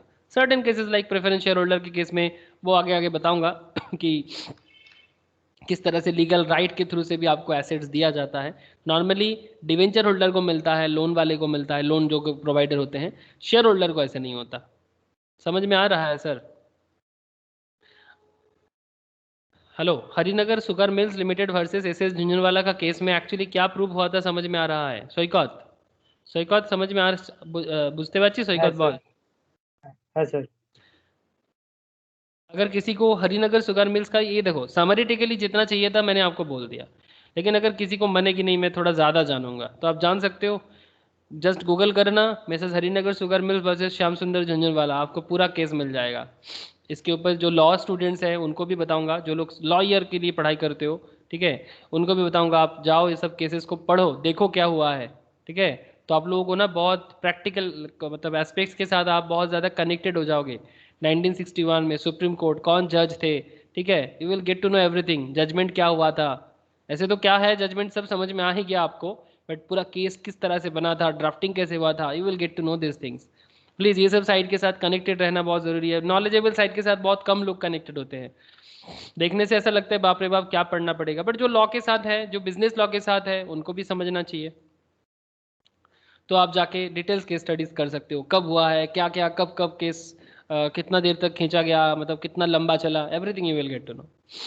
लॉ इज़ वेरी इंटरेस्टिंग, अगर आपको लॉ में दिलचस्पी हो तो प्लीज़, लॉ बहुत मज़ेदार चीज़ है। अच्छा, लीगल पर्सनालिटी इमर्ज, हाँ ये भी एक अनदर पॉइंट है कि जैसे ही एक कंपनी इनकॉर्पोरेट होता है, कंपनी का लीगल पर्सनालिटी आ जाता है। जैसे हम लोग बोलते हैं ना क्या है पर्सनालिटी नहीं है, अरे हाँ सर, कंपनी का पर्सनालिटी तब तक नहीं आता जब तक वो इनकॉर्पोरेट नहीं होता, बट एक बार इनकॉर्पोरेटेड हो जाए ना तो पर्सनालिटी तो आएगा, साथ में लीगल वाला भी आएगा। From the movement of registration of a company and from that movement the person subscribing to the memorandum, जो भी कंपनी का एमओए को सब्सक्राइब करेगा, and other person joining as a member are regarded, member मतलब share holder, regarded as a body corporate, और a corporation in aggregate मतलब वो पूरा का पूरा कंपनी के साथ जुड़ के एग्रीगेट बनेगा। Legal person begins to function as an entity. A company on registration acquires a separate existence and a law recognise it as a legal person, separate and distinct from its member. तो distinct होने के लिए legal personality भी आ जाता है। ये case बना था state trading corporation of India versus commercial tax officer, state trading corporation versus of India versus commercial tax officer. समझ में आ गया सर? ये केस भी आपको गूगल में मिल जाएगा। आप अगर और ज़्यादा जानना चाहते हो आप जाके खुद का स्टडी कर सकते हो। हम लोगों के लिए जितना जरूरी है वो काफ़ी है इतना। अरे समझ आ रहा है ये sir? No? Yes, sir. Yes, sir. It may be noted that under the provision of the act, a company may purchase shares of another company. Okay? ये होता है सर कि एक कंपनी दूसरे कंपनी का शेयर खरीद सकता है कि नहीं खरीद सकता, एंड दस बिकम ए कंट्रोलिंग कंपनी। अरे सर होल्डिंग सब्सिडरी वाला केस पढ़े थे कि नहीं पढ़े थे? होल्डिंग सब्सिडरी वाला केस पढ़े थे ना? तो एक कंपनी दूसरे कंपनी का शेयर होल्ड कर सकता है, तभी तो वो उस कंपनी का कनेक्शन बन गया ना। जैसे रिसेंट ट्रेंड का एक कहानी बताते हैं आपको, रिसेंट हुआ है तो फिर पता होना चाहिए आप लोगों को। जो लोग शेयर मार्केट के साथ कनेक्टेड हैं उनको पता है। येस बैंक, आप लोगों को पता है रिसेंट ट्रेंड में येस बैंक का हालत बहुत खराब हो गया था, बैंकरप्टेड हो गया था येस बैंक। आप अगर 5 साल में इसका हिसाब देखो, एक एक शेयर का दाम कहाँ पर, मतलब एक शेयर हाईएस्ट में 400 का आसपास चला गया था, अभी 16 रुपीज़ चल रहा है। बिजनेस का सिचुएशन इतना ज़्यादा ख़राब हो गया था। फिर बाद में येस बैंक को बचाने के लिए, ऐसे आप लोगों को मैं बता दूं, इंडिया में बैंकिंग सिस्टम काफ़ी सिक्योर माना जाता है because of our RBI and the banking system by central government. तो स्टेट बैंक ऑफ इंडिया ने आया और येस बैंक का हाथ थामा, जैसे आप यहाँ पर देख लो, ये देखो दिखाई दे रहा है सर? येस बैंक में स्टेट बैंक ऑफ इंडिया का कितना ओनरशिप है? बोलो सर। 30%। एग्जैक्टली। ये पहले नहीं था, पहले yes bank Rana Kapoor and जो भी अलग अलग जो इन्वेस्टर्स थे वही कंपनी में इन्वेस्ट किया था, बट बाद में जब ये कंपनी बैंकरप्टेड हो गया था 2020 का, ये लॉकडाउन से जस्ट कुछ दिन पहले का बात है, कंपनी में ऐसा कंपनी ने शेयर दिया था, मतलब लोन दिया था, लाइक जी जैसे कंपनी को, रिलायंस कम्युनिकेशन जैसे कंपनी को। उसके बाद इसका बिजनेस में बहुत प्रॉब्लम हो गया, मतलब बड़े बड़े बिजनेस ने इनको बेसिकली प्रॉब्लम में डाल दिया। ठीक है, इसको डिटेल्स में भी आप पढ़ाई कर सकते हो। नहीं देखो sir, currently as of March 2018 इसका शेयर होल्डिंग पैटर्न में येस बैंक लिमिटेड और फॉरेन पोर्टफोलियो इन्वेस्टर था 43%, इंश्योरेंस कंपनी 14%, म्यूचुअल फंड 10%। बाद में क्या हो गया, राणा कपूर का 4%, मतलब जो एक्चुअली प्रोमोटर थे उसका 4%, Yes Capital India 3, Morgan credits 3, Max Finset, LIC का 10%, ठीक है, इस तरह से। लेकिन अभी स्टेट बैंक ऑफ इंडिया ने 7,250 करोड़ डाला इसमें। क्राइसिस में तो 49% स्टेक लिया था, बाद में वो कम करके 30% कर दिया। इसका मतलब ये चीज़ तो प्रूव हुआ ना, एक कंपनी दूसरा कंपनी का शेयर में इन्वेस्ट कर सकता है। हेलो सर, एक कंपनी दूसरे कंपनी के शेयर में इन्वेस्ट कर सकता है, एकदम रियल कहानी है, कुछ भी ऐसा नहीं कि बस कभी सुने हैं, हाँ होता है नहीं, हो रहा है, ठीक है। तो एज हैज बीन, सॉरी कहाँ चला गया ये, Spencer versus, it may be noted that a company may purchase shares of another company and thus become a controlling company. However, merely because a company purchases all shares of another company, it will not serve as a means of putting an end to the corporate character of another company, and each company is a separate juristic entity. हाँ, ये भी समझना पड़ेगा। अगर state Bank of India ने 100% share hold कर लेता LIC का, सॉरी येस बैंक का, तो क्या yes bank LIC state bank हो जाता? अगर आप सारा का सारा शेयर भी खरीद लेते तो भी येस बैंक ही रहता। वो मार्च करके वो अलग से हो गया, येस बैंक स्टेट बैंक में आ गया, वो अलग कहानी। बट अगर सिर्फ आप इन्वेस्टमेंट करते हो, 100% शेयर में इन्वेस्टमेंट कर देते हो, तो भी क्या उसका कैरेक्टर बदलेगा? येस बैंक ही रहेगा। बात समझ में आ रही है सर? लॉ यही कहता है। तो कंट्रोलिंग पार्ट तो इन्वेस्टर को चलेगा। हाँ, कंट्रोलिंग चला जाएगा, बट उसका जो कैरेक्टर है, जो सेपरेट लीगल एंटिटी है, जो उसका जो एंटिटी कॉन्सेप्ट है, वो कॉन्सेप्ट आप चेंज नहीं कर सकते, ठीक है। स्टेट बैंक ऑफ इंडिया ने येस बैंक में अगर 100% भी ले लेता तो भी आप उसका एंटिटी कॉन्सेप्ट को नहीं बदल सकते, अनटिल और अनलेस वो मार्च होके येस बैंक अगर स्टेट बैंक के साथ कंप्लीटली ना आ जाए। मार्च होता है ना सर, मार्च, अमलगमेशन, ये सब पढ़ोगे सर, सब पढ़ोगे, ठीक है। धीरे धीरे इंटर में इसका पूरा डिटेल्स चर्चा होता है, इंटरमीडिएट लेवल में, तो उसमें आपको बड़ा मजा आएगा सीख के कि जब मार्च होता है, कंपनी का नाम बदल जाता है, तो अलग कॉन्सेप्ट, तो वो उसका पूरा एंटिटी कॉन्सेप्ट ही उसका चेंज हो जाता है, ठीक है। तो ये जो कॉन्सेप्ट आया था, ये आया था आपका Spencer and company limited Madras versus CWT Madras. तो हर एक का एक जजमेंट केस है, उसी केस से पता चला है, इसका भी डिटेल्स मिलेगा आपको, गूगल करोगे इसका भी आपको डिटेल्स मिलेगा। देखो, पढ़ो, सीखो, ऑनलाइन का फ़ायदा उठाओ सर, ऑनलाइन का ये फ़ायदा है, एक तो ऑनलाइन में समय सबके पास है, और दूसरा बात आप इसको अगर मतलब प्रॉपर वे में यूज़ कर सकते हो ना, टाइम को और अपने रिसर्च को, आपको नॉलेज बहुत मिल सकता है। बाकी डिपेंड करता है आप किस तरह से उसको ले रहे हो। As has been stated above, the law recognizes such a company as a juristic person separate and distinct from its member. The mere fact that the entire share capital has been contributed by the central government and all its shares are held by the President of India and all other officers of the central government. समझ रहे हो sir? Share capital has been contributed by the central government. अगर किसी भी कंपनी में central government का share है, लाइक गवर्नमेंट कंपनी जो होता है ना सर, उसमें गवर्नमेंट का शेयर होता है, ठीक है, गवर्नमेंट ऑफ इंडिया का शेयर होता है। जैसे कि LIC, अगर मैं आपको LIC का ही दिखा दूं तो आपको थोड़ा समझ आ जाएगा।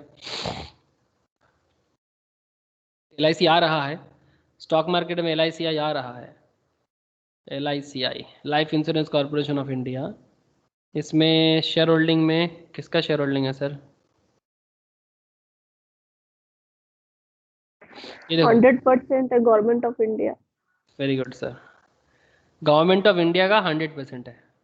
अब इसी को थोड़ा सा वो मार्केट में प्राइवेटाइज के लिए, प्राइवेटाइज नहीं, स्टॉक मार्केट में लिस्टेड करना चाहता है, कंट्रोलिंग को थोड़ा सा पब्लिक के साथ शेयर करना चाहता है।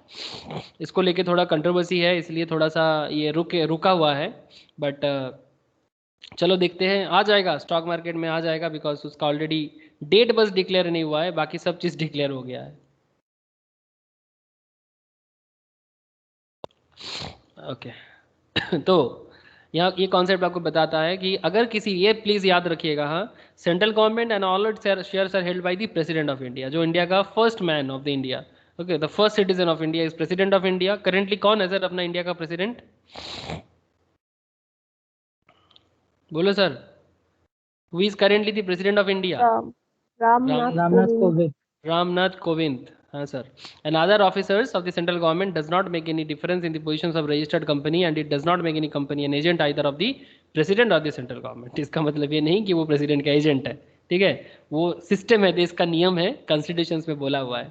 तो ये पता क्या था, heavy electrical union versus state of Bihar, ठीक है, ये सब केस है, ये भी एक जजमेंटल बहुत फेमस बेंचमार्क केस है, इसको भी आप जाके गो थ्रू कर सकते हो। ओके तो समझ में आ रहा है सर इफेक्ट ऑफ रजिस्ट्रेशन?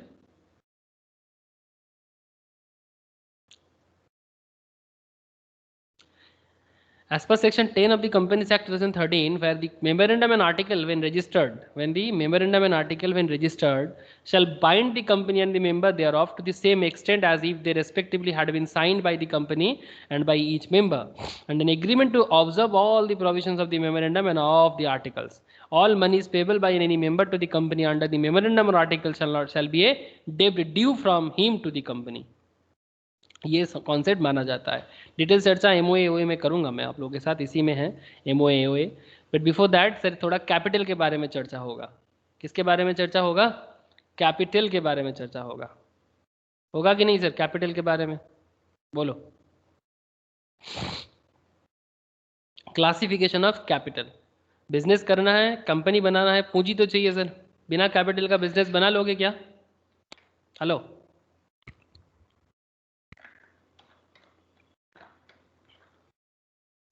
बिना कैपिटल का बिजनेस बना लोगे? ये सर नो? नहीं सर। No sir. तो फिर कैपिटल के बारे में क्या कहता है? The term capital has been variety of meanings. It means one thing to economist, another to accountant.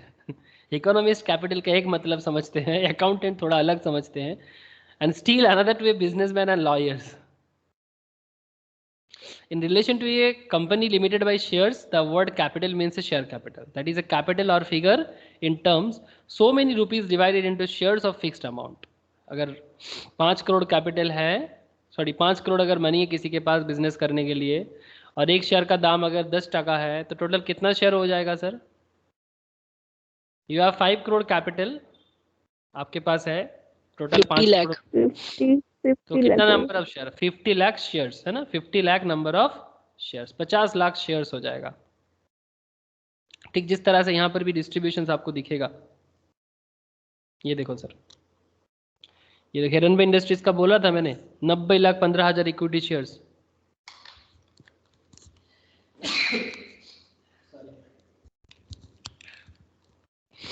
$90,15,000 equity shares.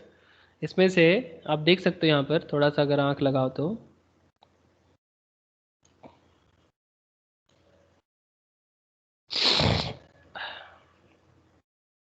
Just look at this area.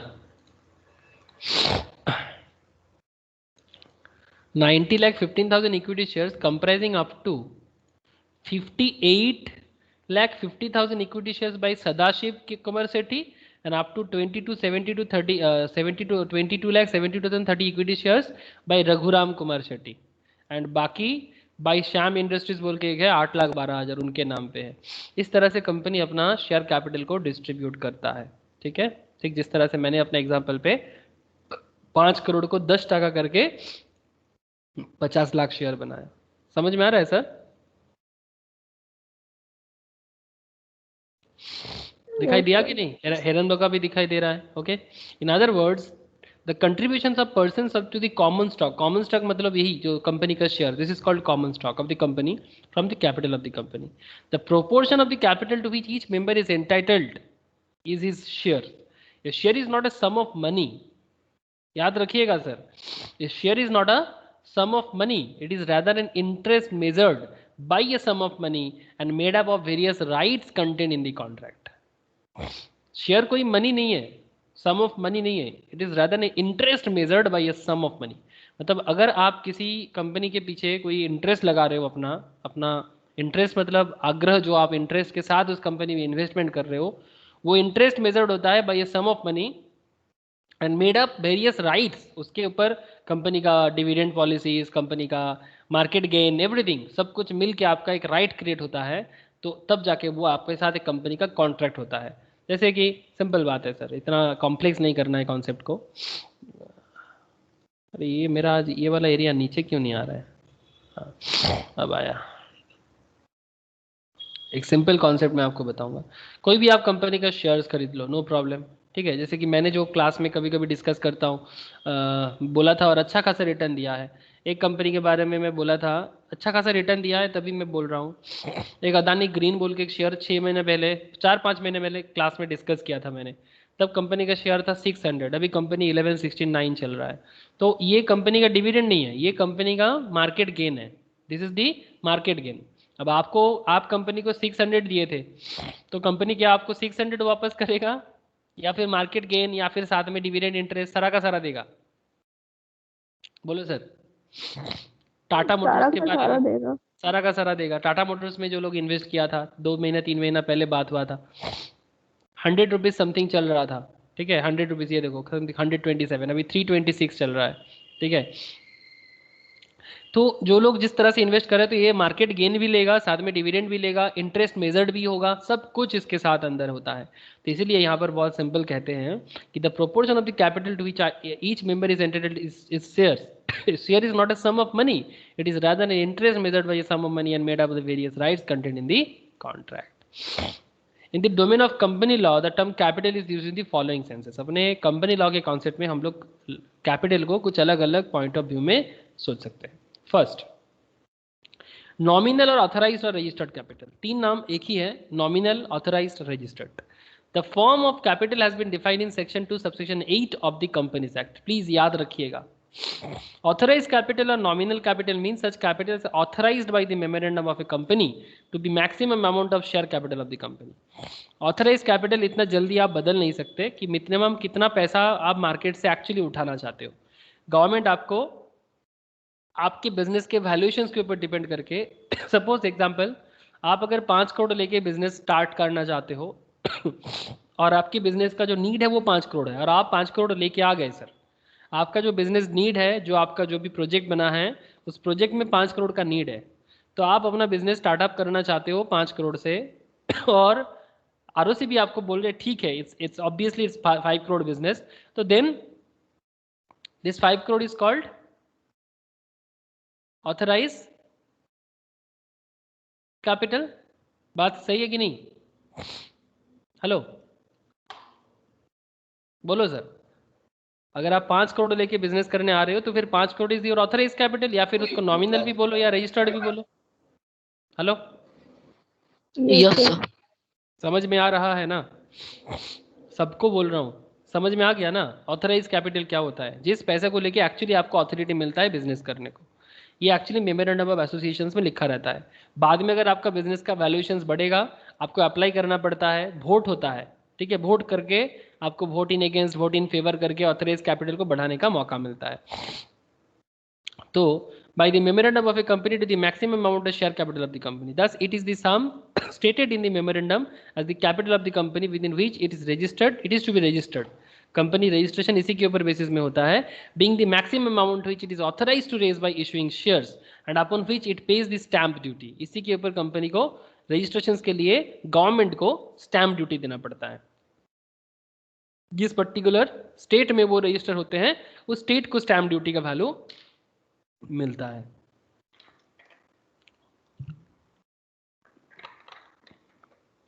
Waste Bengal के जैसे आप लोग घर वगैरह खरीदते हो ना, हेलो, घर खरीदते हो, कार खरीदते हो, स्टैम्प ड्यूटी देते हो?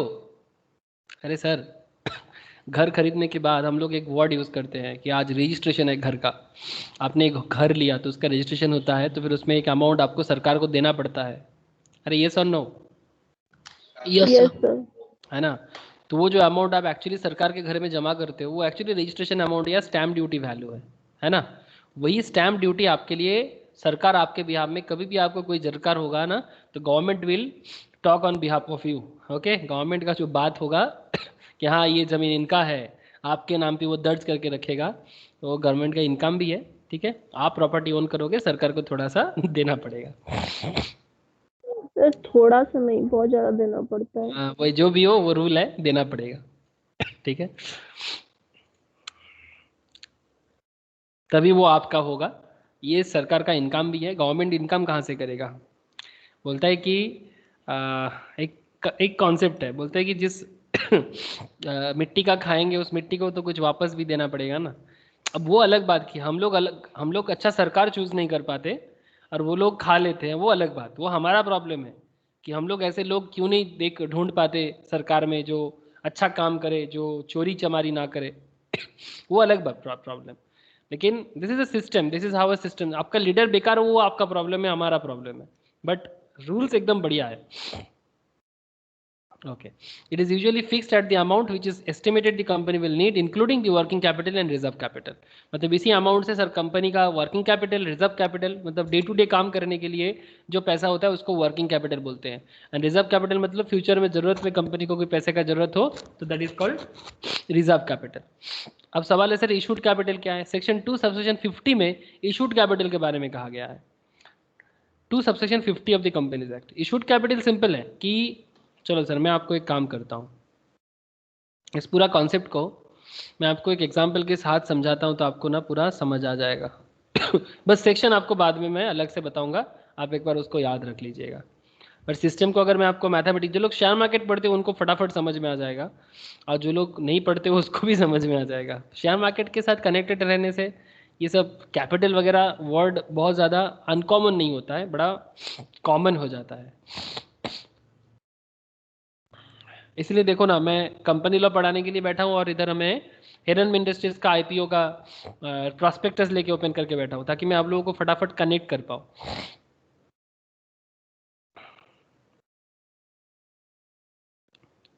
ओके अच्छा, मैंने एक एग्जांपल लिया था ऑथराइज कैपिटल का। कितना लिया था सर ऑथराइज कैपिटल? 5 करोड़ ना सर?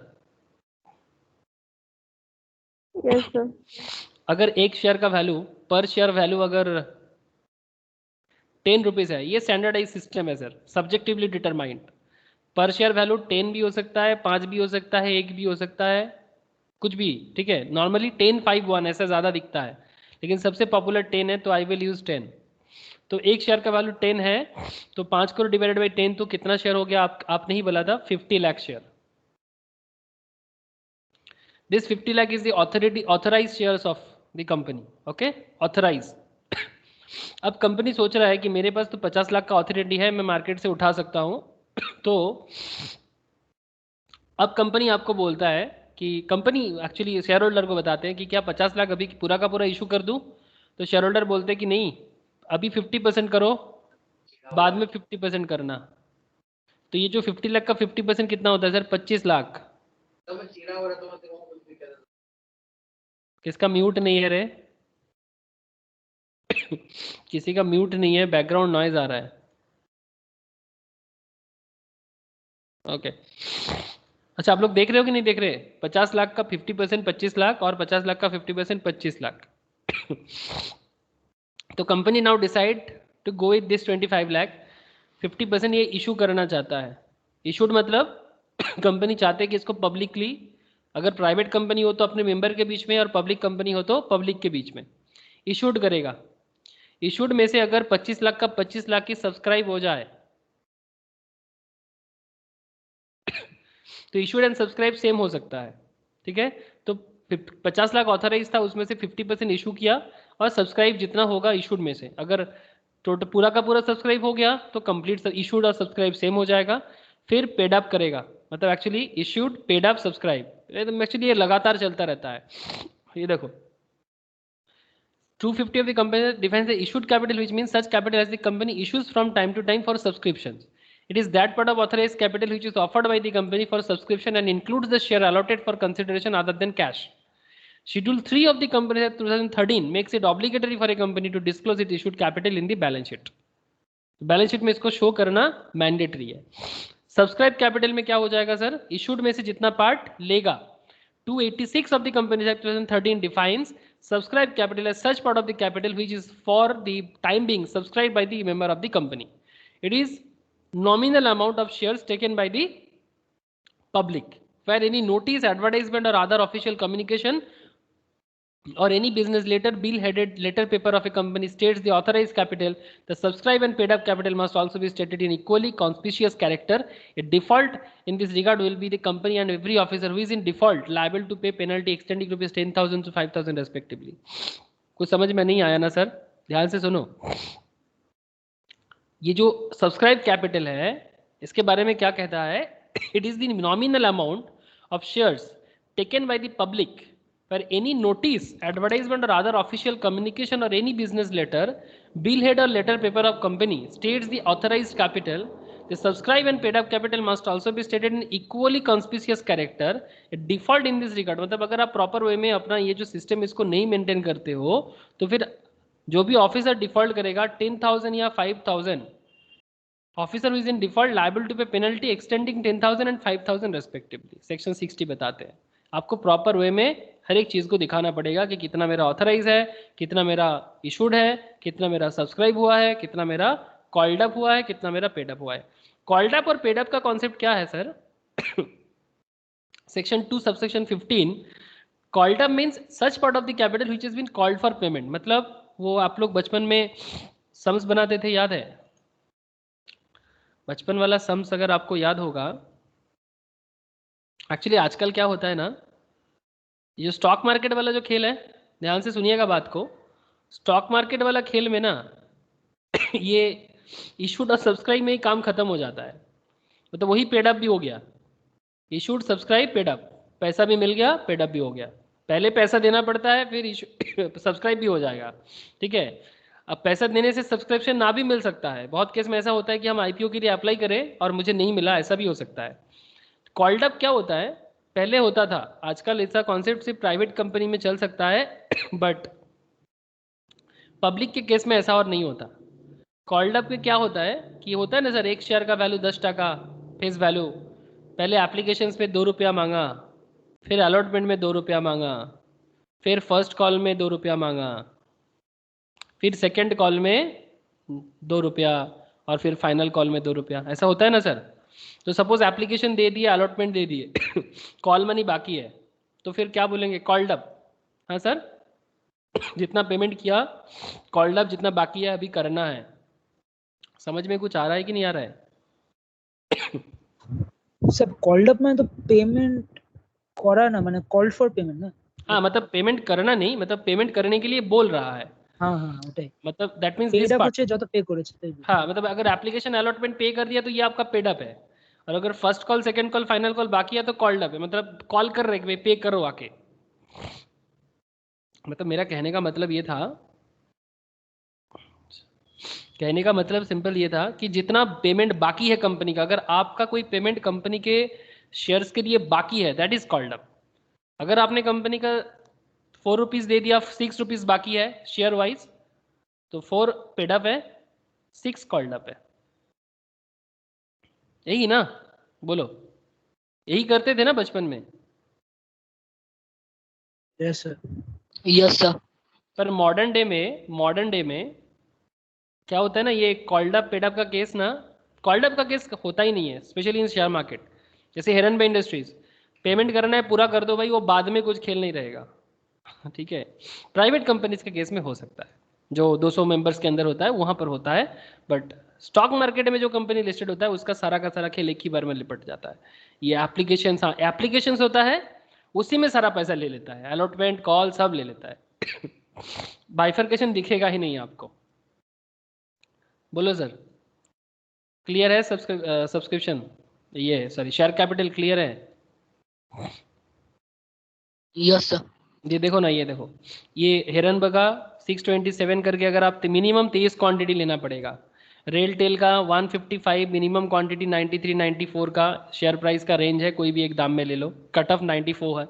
ठीक है, बर्गर किंग 60 करके 250 ले लो. इतना मिनिमम आपको एक लॉट में लेना पड़ता है. ये आजकल सिस्टम है, वो पार्ट कुछ नहीं होता, जा देना है सब एक बार में दे दो. मतलब करीब इसका अमाउंट कुछ हो जाता है कुछ 14,000 समथिंग, इसका भी कुछ वैसा ही हो जाएगा. 14,000 के रेंज में नॉर्मली रहता है, सिस्टम है.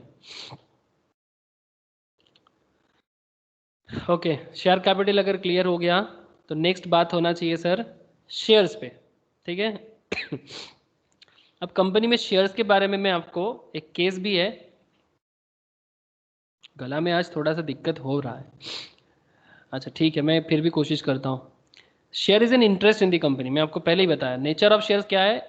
284 of the Companies Act 2013 defines the term share, which means a share in the share capital of a company and includes stock. बहुत सारा शेयर सब एक साथ हो जाए उसको स्टॉक कहते हैं. The share thus represent such proportion of the interest of the shareholders as the amount paid up thereon bears the total capital payable to the company. It is a measure of the interest in the company's asset to which persons holding a shares is entitled.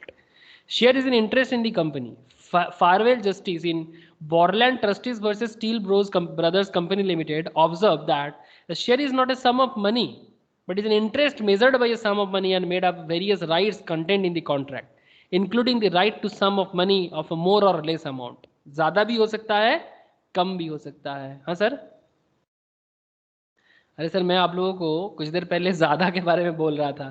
Sir कम भी तो हो सकता है कि आपने किसी company में invest किया और उस कंपनी का शेयर्स में गेन नहीं लॉस हुआ.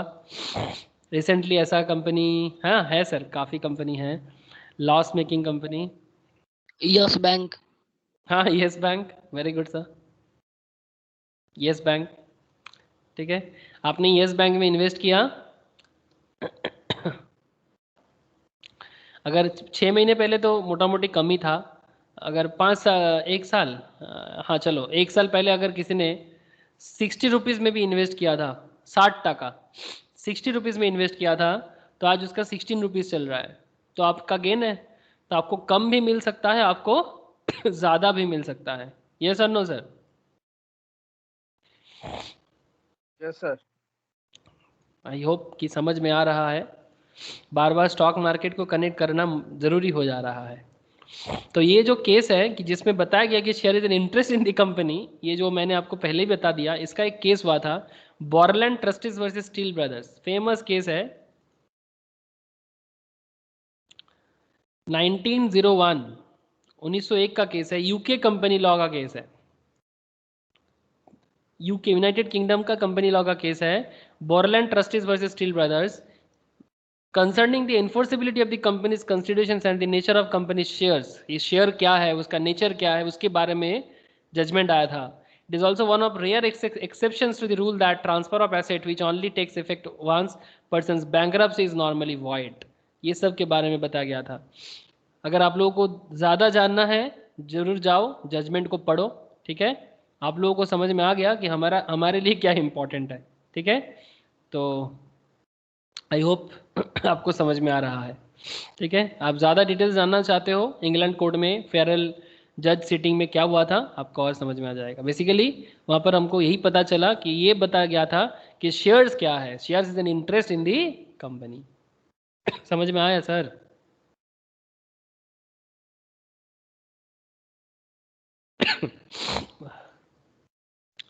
शेयर कैपिटल में दो तरह का शेयर कैपिटल होता है, एक इक्विटी शेयर कैपिटल, एक प्रेफरेंस शेयर कैपिटल. इक्विटी भी दो तरह का होता है, विद यूनिफॉर्म वोटिंग राइट्स, एक with differential voting rights.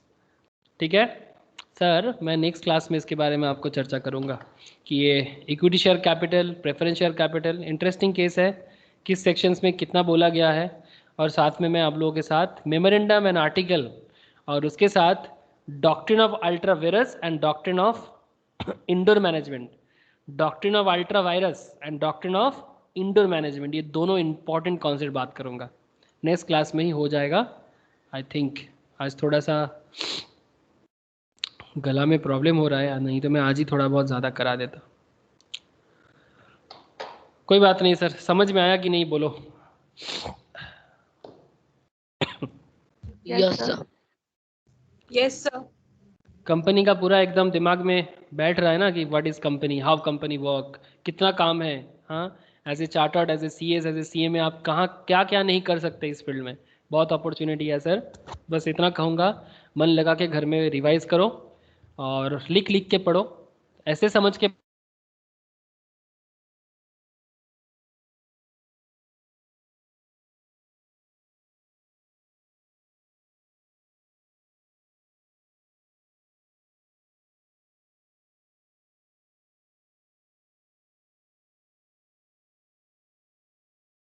Hello.